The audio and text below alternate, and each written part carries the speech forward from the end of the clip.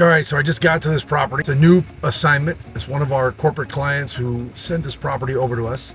When I get this information, all I get is an address. And so we start with doing some due diligence at the office, looking at aerial views, doing textual search, MLS history search, and try to get as much information about the property and the history of the property.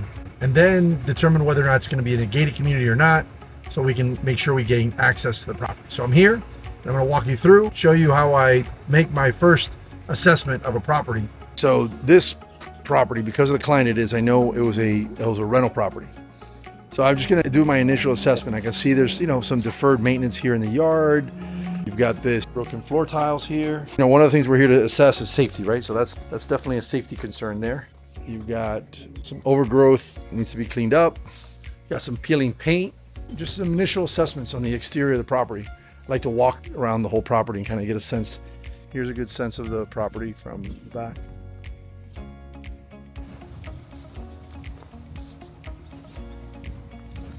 So one of the things I'm going to assess is condition, right? And whether or not financing is going to be possible. And you can see right away here, you can see some damage and little things like that. At first glance, not catch it, but the home inspector's going to catch it and an appraiser's going to catch it. And that's going to create an issue for financing.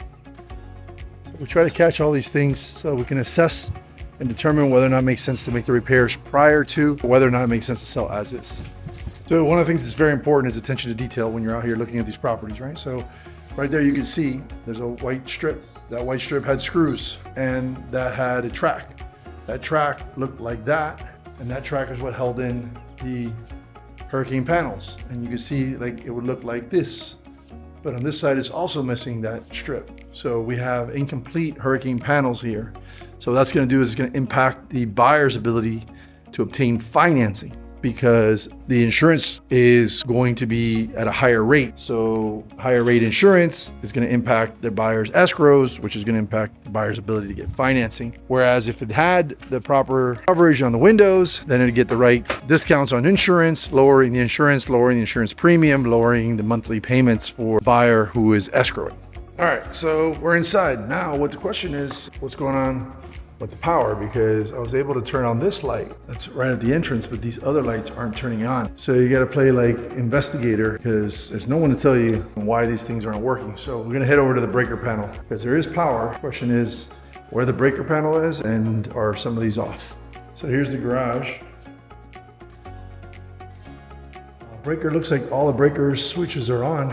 Nothing has been tripped. So so what I'm here to do is assess the current condition of the property, what might impede financing, what is going to help make the property most marketable, etc.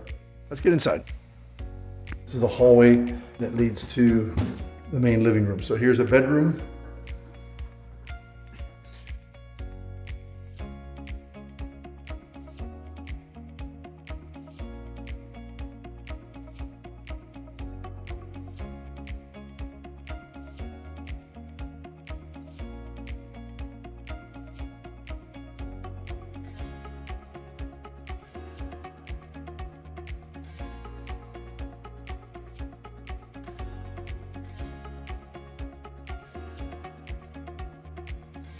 So we saw this bedroom here.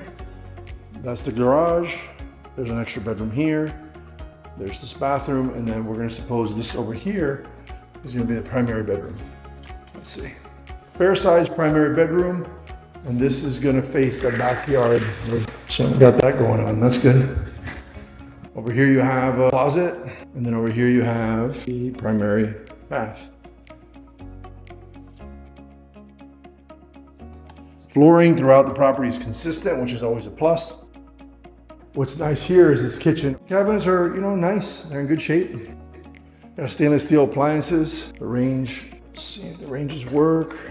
Microwave seems to be okay. Just kind of do a full assessment of the property. Want to determine what could be potential issues that a buyer, home inspector might find in the property. Again, I'm not doing a full home inspection, but looking to see what might come up as issues. Addressing that in the valuation up front is good for the client versus the inspector finding that out later and then calling it out and saying, oh, you know what, we need a credit. So that's the tour of the house. The next step is to go do a full write-up and assessment and evaluation of this property.